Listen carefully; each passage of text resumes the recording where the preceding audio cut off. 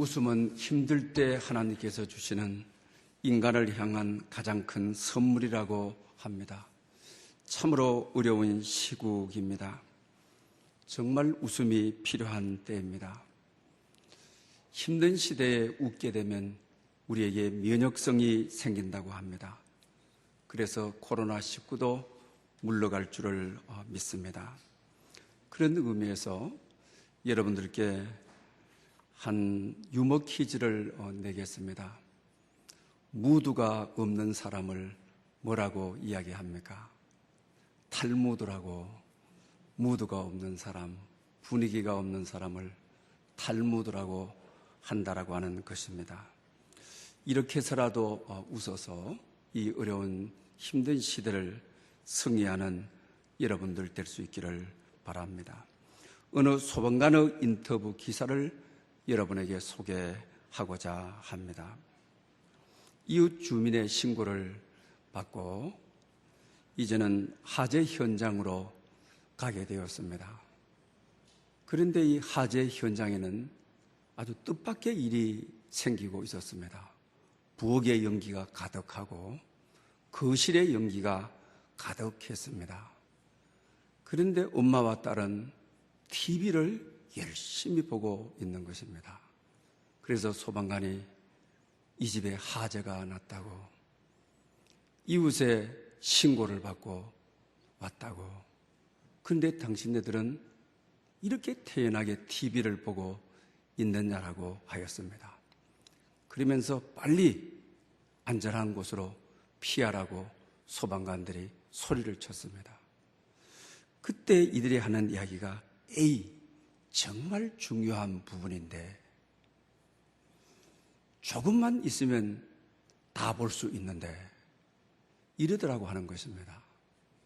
그러면서 소방관은 TV에 이렇게 깊게 빠지게 되게 되면 거실에 화재가 나서 안개가 자욱하고 부엌의 안개가 자욱한데 정말 중요한 부분 보고 있는데 조금만 더 보면 끝나는데 그걸 소중히 여기더라고 하는 것입니다. 의미 있는 오늘 이 시대에 던져주는 이야기인 것입니다. TV에 깊게 빠져도 사람이 불이 났는 줄도 모르고 어떤 위험이 자기에게 다가오는 줄도 잊어버리고 이렇게 된다고 하는 것입니다.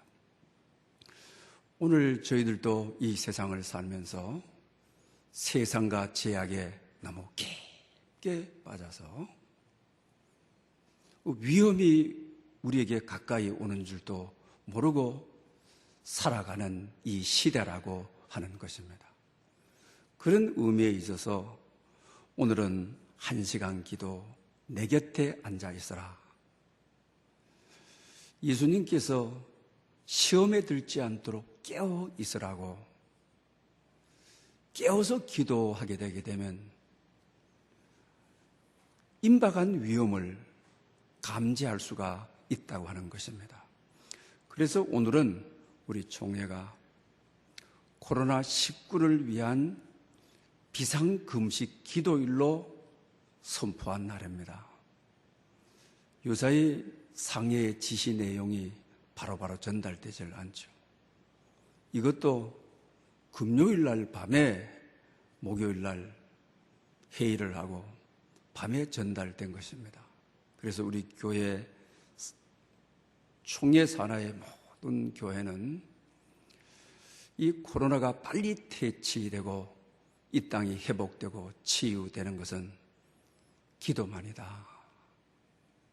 그 세상에서 집중했던 데를 좀 돌아보고 하나님께 집중하는, 그래서 오늘은 금식 기도일로 선포한 날입니다. 원래 한 주 전에 해야 되는데 총회가 급하니까 금요일 날 결의해서 금요일 날 밤에 내려보냈기 때문에 교회도 오늘 이렇게 지킬 수밖에 없습니다. 그래서 여러분께서 오늘 하루만이라도 정말 금식하면서 기도하는, 그래서 빨리 이 코로나가 퇴치되고 일상이 회복되고 모든 이들이 감사함으로 예배의 자리를 나올 수 있도록 그런 꿈꾸는 희망을 가지는 여러분들 될 수 있기를 바랍니다. 기도 바로라고 하는 책을 쓴 분이 계십니다. 이분은 미국 유학 생활에 대한 이야기를 기록을 하고 있습니다. 이제 유학을 떠나기 위해서 아내와 그리고 두 자녀와 자기 자신이 비행기에 몸을 실었습니다. 그 두 자녀는 막 너무 좋아하면서 신이 나서 난리인 것입니다. 근데 비행기를 타고 나니까 자기는 무거운 짐이 자기 삶과 마음을 눌러오게 되는 것입니다. 그러니 학교 다닐 학자금도 반 정도밖에 준비되지 않았습니다. 또 두 자녀를 데리고 가고 아내를 데리고 간다는 거, 이들을 어떻게 유학생활을 하면서 먹여 살려야 될지 자기 마음을 눌러왔습니다. 또 뿐만 아니라 철없는 두 자녀들이 그리고 아내가 유학생활에 외국에서의 생활을 잘할 수 있을지 걱정이 되었습니다. 또 두 자녀는 유전적으로 기관지가 좋지 않아서 기침을 많이 하는 자녀들인데 또 외국 생활에 병이나 나면 어떻게 할까? 온갖 생각이 자기를 누르고 왔습니다. 그런 가운데 메모지를 꺼냈습니다. 그러면서 먼저 감사의 기도의 제목을 적기를 시작했습니다. 그 당시 80년대에 가족을 데리고 유학할 수 있다는 거, 미래는 어떻게 될지 모르지만 하나님께 감사하다.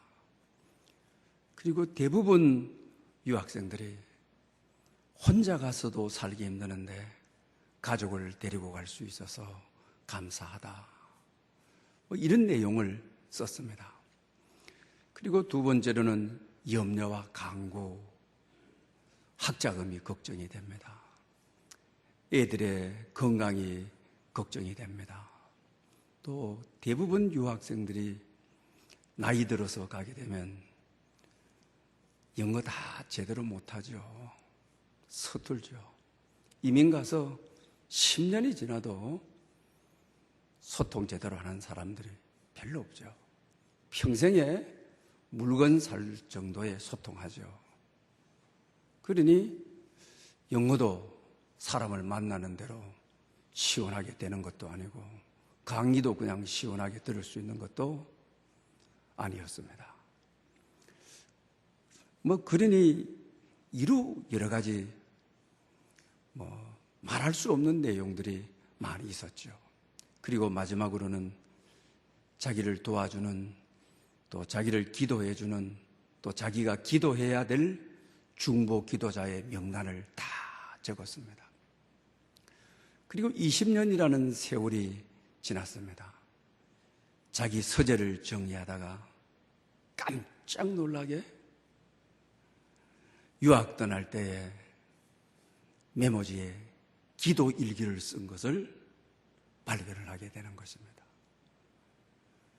그래서 얼른 주워서 처음부터 읽어나가는데 자기 눈이 반짝반짝이 그러기 시작하고 가슴이 뛰기를 시작하고 자기 마음에 활력이 솟기를 시작하고 빨간 펜을 가지고 와서 그때 했던 기도를 하나하나 체크해 가는데 하나도 남김없이 응답하신 하나님. 유학하는 기간 동안 기간지로 자기 자신도 아내도 한 번도 병원 가지 않도록 병원을 출입하게 하지 아니하시는 하나님. 또 학자금 때문에 이거 학교는 다닐 수 있겠느냐, 이 애들은 또 어떻게 하나 아는데 하나님께서 얼마나 필요를 따라 적절하게 채워주시는지. 다른 유학생들은 접시도 닦고 남의 집에 가서 청소하고 잔디도 깎고 하는데 한 번도 그러지 않도록 공부에만 전념하고 애들을 보육할 수 있도록 하신 하나님.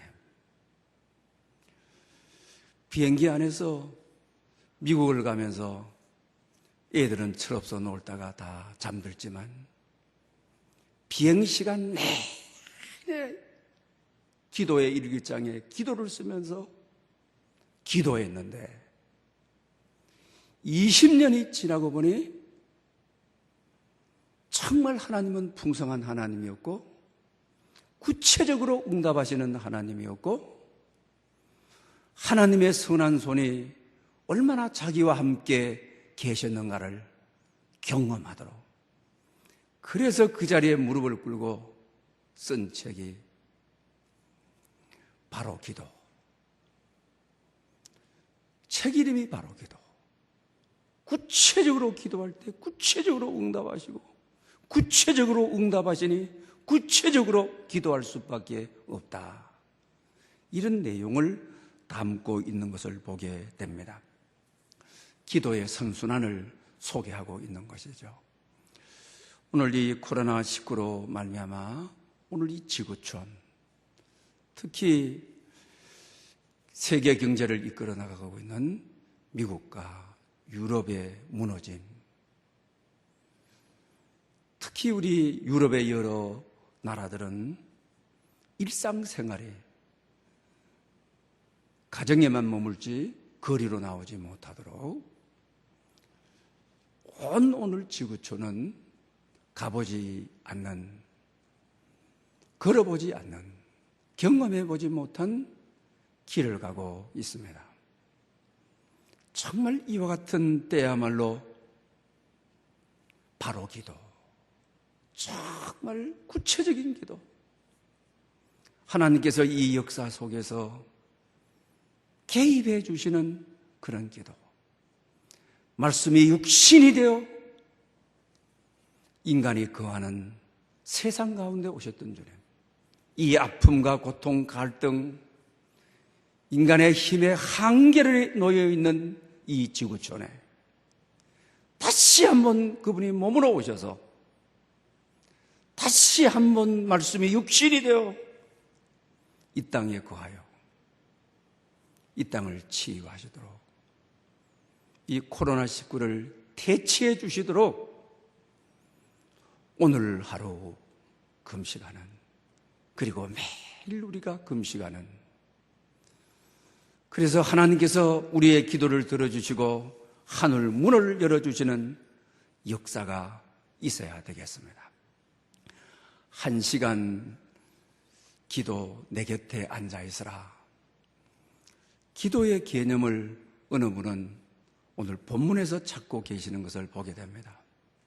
예수님께서 겟세마네 동산에 고난주간에 올라가시게 되죠.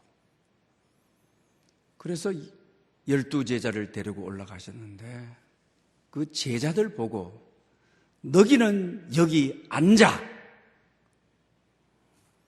내가 기도하는 동안에 있으라고 했습니다. 여기 앉아 있으라, 내 곁에 앉아 있으라. 나는 여기서 좀 떨어진 곳에 가서 기도하겠다. 예수님께서 나중에 돌아와셔서는 1시간도 깨어있지 못하겠느냐라는 말씀을 하시죠. 기도는 주님 곁에 앉아 있는 것이죠. 여기 앉아 있으라. 우리가 기도가 잘못하게 되면 아주 어려워지죠. 부담스러워지죠. 반드시 응답받아야 되고, 또 그러다 보니 조급해지고, 또 성령 충만해야 되는 줄 알고 기도가 힘들어지죠. 주님은 겟세마네 동산에서 아주 쉬운 방법으로 내가 기도하는 동안 기도는 내가 한다, 내 곁에 여기 앉아 있어라. 그래 놓고 좀 나가시다가 베드로와 세베대의 두 아들이라 했죠. 야고보와 요한을 말하죠. 그들 보고도 하시는 말씀이 너는 여기 머물어 있어. 그러면서 내가 기도하는 동안 깨어 있어라. 머물어 깨어 있어라. 우리가 주님께서 그리고 와서 1시간 동안도 기도하지 못하겠느냐라고 하셨는데 막 1시간 동안 쉬지 않고 막 숨가쁘게 그냥 막 계속 말로 쉬지 않고 하는 기도, 이렇게 가르치지 않으셨습니다. 기도는 주님 안에 거하는 거다. 여기 앉아 있으라. 앉아 있으면 되는 거죠. 성경도 그러죠. 주님 안에 거하라. 주님, 내가 주님 안에 거하고자, 주님 곁에 있고자 오늘 주님 앞에 나왔습니다. 여기 머물어 내 안에 거하라고 하셔서 주님 옆에 머물고자, 주님 안에 머물고자 내가 여기에 있습니다. 기도를 아주 쉽게, 아주 편안하게, 아주 자유롭게 그냥 내 곁에 머물러 있어. 내 곁에 앉아 있어. 자녀가 하나님 아버지 곁에, 부모 곁에 1시간 앉아 있고 머무는 거 절대로 힘드는 것이 아니죠. 요사이 저희들이 이제 사사기를 다 읽고 룻기를 읽고 이제는 사무엘상을 성경 통독해서 읽는 가운데 있습니다. 구약에서 하나님의 성전을 이야기할 때 내 이름을 둔 곳이다. 세상에서 어려운 일을 당하고 전염병이 온다 할지라도 내 이름을 둔 이곳을 향하여 기도하면 내가 그 모든 전염병을, 전염병 속에서 너희를 지켜주겠다. 이런 약속을 했죠. 교회가 뭐냐? 성전이 뭐냐? 하나님의 이름이 있는 곳, 하나님의 임재가 있는 곳, 하나님의 영광이 있는 곳. 성전에 나와 가만히 앉아 주님의 이름이 있는 곳에 내가 주님 안에 있습니다. 주님 안에 거합니다. 그래서 어느 분은 오늘 이 본문을 가지고 그렇게 말하기도 하였습니다. 하나님께서 주님 안에 있는 자에게 진실하게 말해라. 있는 대로 말해라. 그게 기도다. 아프면 아프다고, 슬프면 슬프다고, 몸이 부딪히면 부딪힌다고. 하나님의 이름이 있는 곳, 하나님의 영광과 임재가 있는 이곳에서 말해라. 고치는 것은 너가 아니라 변화시키는 것은 나다. 이렇게 말씀하셨다는 것이죠. 아주 의미 있는 말씀 아닙니까? 주의 임재가 있는 곳. 그저 내 생각 내 마음대로 그냥 기도하지 않아도 주여 라고만 해도 아프면 아프다고 이야기해라. 있는 그대로 말을 해라. 고치는 것은 하나님이시지 네가 너를 고칠 수 없다. 하나님의 음성이 임하는 곳, 하나님의 인격이 이곳에 살아있는 곳. 그러니 기도는 주님께서 겟세마네 동산에 정말 제자들이 예수님께서 죽음을 앞두고 이제 내일이면 체포되어서 십자가로 가시게 되는 그 나라인데 얼마나 편안하게, 얼마나 쉽게, 얼마나 자유롭게 내 곁에 앉아있어. 내 곁에 머물러 있어. 내가 기도하는 거, 기도는 내가 할 테니까. 내가 치유하고 내가 회복하고 나를 바라봐. 머물러 있으라는 말은 조금 떨어져서 기도하시는 곳에 주님을 바라보는 것이죠. 주님께 집중하는 것이죠. 그러니 우리가 여러분 기도가 어렵다고 힘들다고 말해서는 안 된다고 하는 것입니다. 주님 안에 머물다 보게 되면 정말 주님의 임재가 나타나서 내 마음의 격동이 사라지고 상처가 치유되고 피곤 속에 여호와의 생기를 불어넣어 주시는 힘을 공급받고 그렇게 되는 것이죠. 기도는 언제부터 시작되었을까? 구약을 읽으면서 특히 우리 성경 통독하면서 아담과 하와가 범죄하고 타락한 세상 속에서 인간은 어떻게 기도했을까? 아주 깊은 관심이었고 또 우리가 1만 시간 기도 운동을 하고 있기 때문에 그들은 어디에서 기도의 구약의 근원을 찾아야 될까? 기도에 대한 것을 찾으려고 성경 통독을 하면서 한 절 한 절 집중했습니다. 하나님께서 아담과 하와를 창조하십니다. 그런데 우리가 가인을 놓고 아벨을 놓고 아벨 속에 우리의 가슴을 설레게 하는 아벨의 제사를 받으셨더라. 예배라는 말이 여기서 등장하게 되어지는 것이죠. 그는 신령한 예배자였는데 하나님의 흡양한 예배를 드렸는데 그런데 가인에 의해서 순교를 당하게 되어지는 것입니다. 그리고 계속 기도라고 하는 말을 찾을 수가 없었습니다. 그런데 가인의 후손들은 목축업의 조상이 됩니다. 음악가의 조상이 됩니다. 철을 가지고 물건을 만든 장인들의 조상이 되는 축복을 받게 됩니다.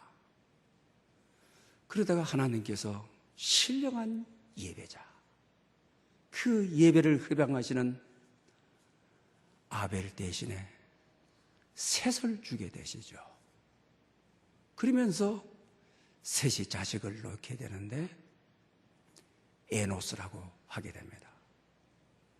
그러면서 그때서야 우리 가슴을 때리는, 우리 가슴에 감동 주는, 우리의 전인격을 사로잡아가는 말씀이 기록이 되어 있습니다. 그때서야 비로소 사람들이 여호와의 이름을 불렀더라. 할렐루야! 하나님의 이름을 부르는, 인간을 창조하시는 야훼 하나님을 부르는, 타락한 인간 이후에 순교자 아벨을 대신해서 준 그의 후손 에노스가 태어나게 되자 여호와의 이름을 불렀더라. 여호와의 이름을 부르는 것이 기도죠. 주님께서도 기도를 가르치실 때 하늘에 계신 우리 아버지요, 이렇게 아버지를 부르도록 가르쳐 주었죠. 그것이 바로 창세기 4장에 나오는 말씀인 거죠.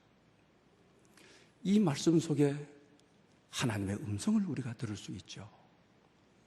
자식을 길러보셨죠. 또 큰 자식을, 첫 자식이 딸이든지 아들이든지 길러보셨죠. 기르다가 이제 말을 배워서 아빠라고 말할 때, 그 감격, 내가 이제 아버지 됨, 내가 이제 이 세상에 태어나 나의 흔적이 있는 내가 이제 아버지 됨, 그 기쁨과 감격. 하나님께서도 인간을 창조하시고 선악과로 말미암아 타락하고 신령한 예배자가 살인을 당해 죽고, 그런 역사 가운데 에노스를 통하여 비로소 그때서야 사람들이 여호와의 이름을, 야훼 하나님의 이름을, 창조자 야훼를 얼마나 놀라운, 비로소 기도하는구나, 비로소 창조자 하나님 아버지 야훼를 부르는구나, 비로소 너 마음이 나를 향하는구나, 비로소 너 마음과 생각이 나를 향하구나, 너의 시선이 나를 향하는구나, 아빠라고 부르는구나. 여기서부터 기도가 이루어지게 되어지는 것이죠. 기도는 결코 어려운 것이 아닙니다. 성장하고 신앙으로 눈을 뜨면서 아빠는 오랫동안 기다렸습니다. 그 입에 집중했습니다. 언제 말을 배워 저 입이 열릴 때 아빠라고 하는 생애 첫 번째 고백을, 아빠를 가장 먼저 배우죠. 생애 첫 번째 고백이 아기로 태어나 아빠. 나의 생각이 아빠를 향합니다. 나의 시선이 아빠를 향합니다.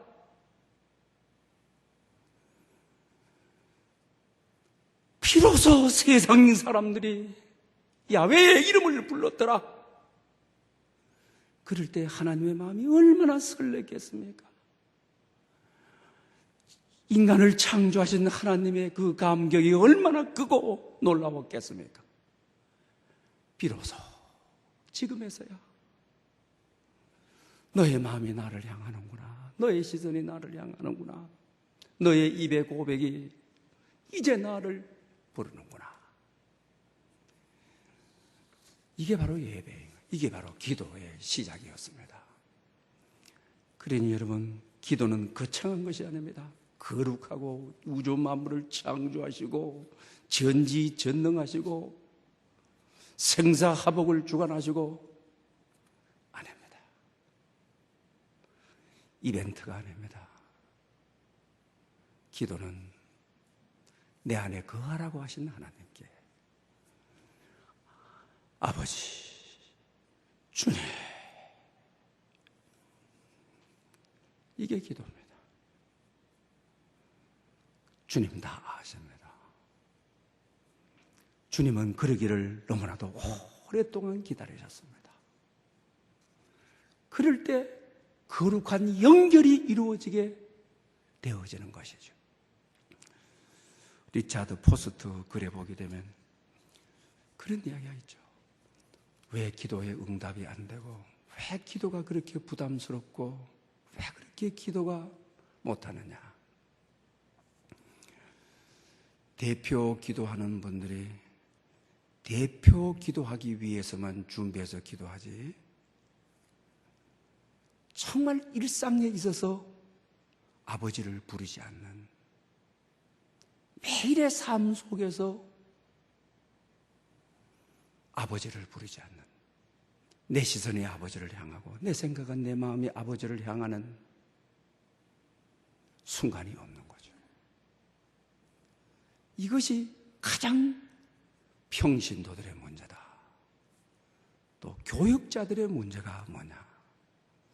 평상시에 기도하지 않으면서 평상시에 하나님 앞에 무릎 꿇지 않으면서 기도에 대해서 설교하는 것, 이 두 가지가 신앙을 가진 자의 최고의 모순이고 아픔이고 갈등이다. 리차드 포스터의 기도라고 하는 유명한 책이 기도에 대해서 여러 가지 지적을 해주고 있죠. 정말 우리가 치유받아야 될 교육자는 설교에 기도하는 것 이상으로 많은 부분이 삶이 기도가 되어 하나님 앞에 무릎 꿇는 시간이 되어요. 그럴 때 거기에 하나님의 임재가 있다. 거기에 하나님의 영광이 드러났다. 우리 평신도 사역자들, 우리 뭐 장로님에서부터 모든 분들을 평신도라고 하지 않습니까? 그 사역자들 참 가장 하나님 앞에 섰을 때 갈등과 아픔, 오늘 대표 기도해야 되니까 기도문 쓰고 기도하고, 한 번도 새벽제단에서 한 번도 주님의 임재가 있고 주님의 영광이 임하는 내 이름을 둔 성전에서 무릎 꿇어보지 못하고, 진지하게 아버지를 불러보지 못하고, 아버지를 만나보지 못하고, 아버지를 경험해보지 못하고, 너의 시선이 나를 향하고 내 마음이 너를 향한다고 하는 하나님의 거룩한 연결을 경험해보지 못하고, 이게 슬픈 구도자다, 슬픈 기도자다. 사랑하는 여러분, 오늘은 금식 기도일로 우리가 선포하고 사회적 거리두기를 하고 있는 이 시대야말로 집 밖을 나가지 않는, 특히 어르신들, 이것이 오래되면 고착화될까 봐 참 두렵습니다. 전화하면 목사님 교회 나오라고 전화 드릴 수가 없죠. 오늘 이 시대에 저는 교회 당장이라도 가고 싶고 기도하고 싶고 그러지만 우리 자식들이 엄마 아빠 집에만 계셔야 됩니다. 어디에도 나가면 안 됩니다. 아파트 놀이터도 나가면 안 됩니다. 자식 이야기 안 들을 수 없다. 이게 지금 뭐 어른들이 교회 지금 이거 완전히, 만약에 이것이 한번 2달, 3달 간다 그러면, 이 고착화되게 되면 이 교회는 상당한 위기에 오르게 될 것입니다. 지금 이 위기가 감지되고 있습니다. 이와 같은 때에 사랑하는 여러분들, 외부적인 접촉을 해서는 안 될 이 시대에 하나님과 만나는 거룩한 연결을 하는 골방의 기도를 가지는, 그리고 주님 곁에 있는, 주님 옆에 머무는, 오늘 본문이 말하는 대로 이런 삶을 예비한다고 한다면 이와 같은 삶이 우리 삶의 놀라운 축복과 은혜가 되는 기회가 될 것입니다. 주님께서도 사랑하는 제자들에게 기도를 가르치면서 하늘에 계신 우리 아버지여, 이 기도 속에 에노스 시대의 사람들이 불렀던 그때 하나님의 이름을 불렀더라.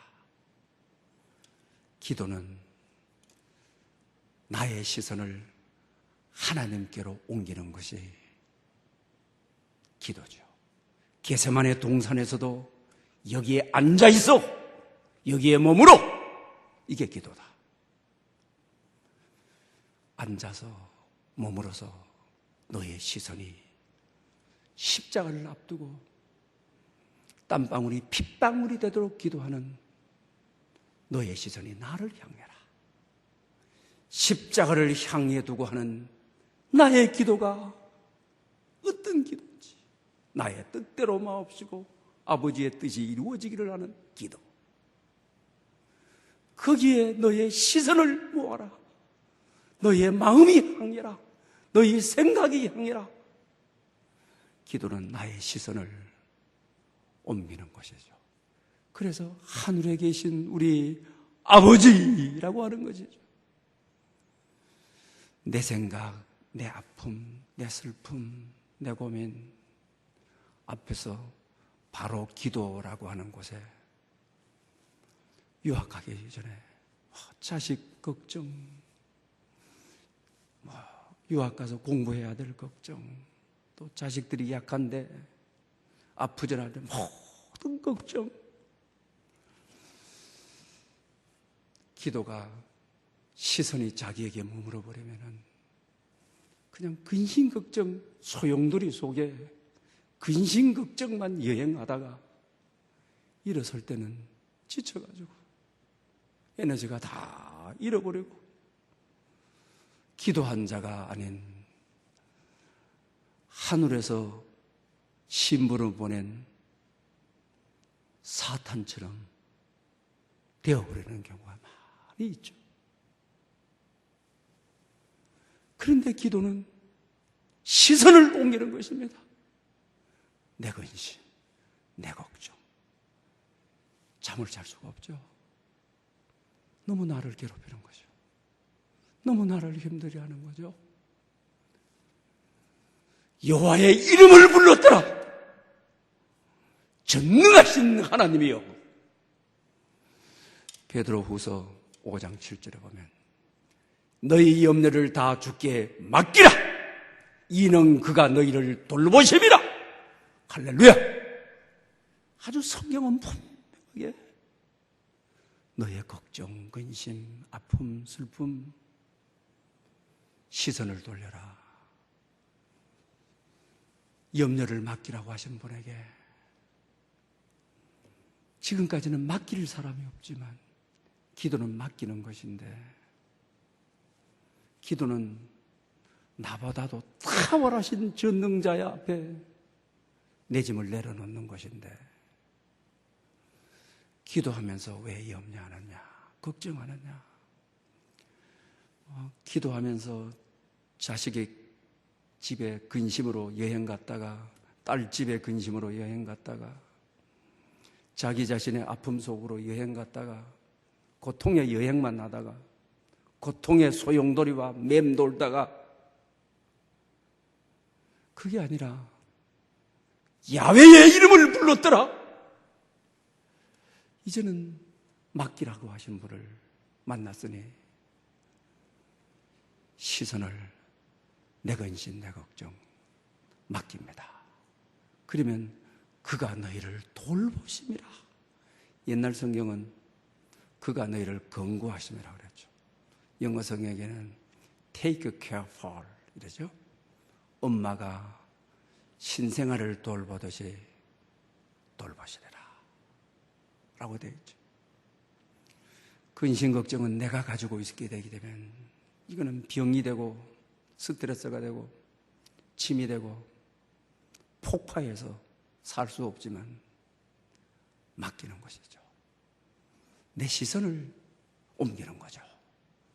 내 생각에 머물 때는 전부 허물뿐이고 자식들이라든지 내 생각에 머물 때는 오늘의 세상을 바라보면 숨 막히고 죽을 수밖에 없지만 그러나 맡기라고 하신 전능자가 계셔 시선을 내게 집중하지 않고 근심 많고 슬픔 많은 내게 집중하지 않고 하나님께 집중하니 돌보심이라. 이 코로나19도 우리 그리스도인들이 정말 하나님께 맡기고 기도하면 그가 돌보심이라. 얼마나 편안한 하나님의 약속입니까? 하나님 얼마나 놀라운 약속. 하나님께 머물러 있으라고 하신 하나님은 또 어떤 하나님입니까? 시편 121편에 보게 되게 되면 그 말씀이 있죠. 내가 산을 향하여 눈을 들이라. 내 눈을 나를 바라보면 예루살렘을 바라보면 슬픔과 아픔뿐이고 나라 빼앗긴 것뿐이고 바벨론 포로로 잡힌 것뿐이고 눈을 들어 산을 바라보리라. 하나님의 이름이 있는 시온산 예루살렘 성을 바라보리라. 그러니 뭐라고 합니까? 나의 도우심이 어디서 올까? 나의 도움이 천지를 지으신 여호와에게로다. 할렐루야! 맡길 분이 계신다고 하는 거. 야훼라고 하나님의 이름, 하나님 아버지라고 부르게 하신 거. 이게 기도죠. 이게 우리에게 자유인 거죠. 그분은 나의 도우심이 되시는데, 천지를 지으신 여호와, 하늘과 땅을 지으시고 해와 달을 지으시고 강한한 우주 만물을 지으신 여호와, 그러니 내 곁에 머물어 내 이름을 불러라. 너의 생각이 나를 향하고 너의 시선이 나를 향하고 눈을 들어 시온에 있는 예루살렘 성 주의 이름이 있는 곳을 바라봐라. 그러면 너를 도우시리라. 그러면서 시편 121편을 그러죠. 졸지 않고 주무시지 않고 아무 때나 어디서나 영원토록 지금부터 영원까지 너를 지키시리라 라고 말씀하시는 것을 보게 되는 것입니다. 사랑하는 여러분, 기도를 너무 관념적으로 어렵게 생각하지 마시고 그냥 하나님 성전에 나와 아버지, 아버지, 하나님 아버지, 하늘에 계신 우리 아버지, 내 고민, 내 걱정, 내 아픔, 내게 두면 아픔이고 더 슬픔이지만 천지를 지으신 여호와께 시선을 옮깁니다. 내 마음이 향합니다. 내 생각이 향합니다. 그러면 천지를 지으신 여호와가 너를 도우시리라고 약속하고 계시는 것을 보게 됩니다. 종교개혁의 아버지였던 마틴 루터가 있죠. 그의 좋은 친구자 조수였던 프레드릭 마이코니우스라고 하는 분이 계시죠. 이분이 같이 종교개혁 운동을 하다가 죽을 병에 들었죠. 친구 루터에게 마지막 편지를 쓰게 되는 거죠. 나는 이제 숨을 거두기 전에 작별 인사를 드리는 바다. 하나님의 은혜와 축복이 당신 사역 속에, 종교개혁 속에 영원히 함께 있기를 바란다라는 편지를 써서 보냈습니다. 그때 루터가 그 기도문을 좀 제가 그대로 인용하고자 합니다. 너는 하나님의 이름으로 그대가 살 것을 명령한다. 왜냐하면 교회를 개혁하는 일에 아직 그대의 도움이 필요하기 때문이다. 주님은 절대로 그대가 죽었다는 말을 내가 듣지 않게 하실 것이며 그대가 나보다 더 오래 살아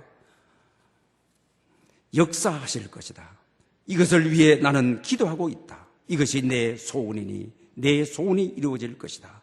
왜냐하면 나는 하나님의 이름을 영광되게 하기만을 위하이기 때문이다.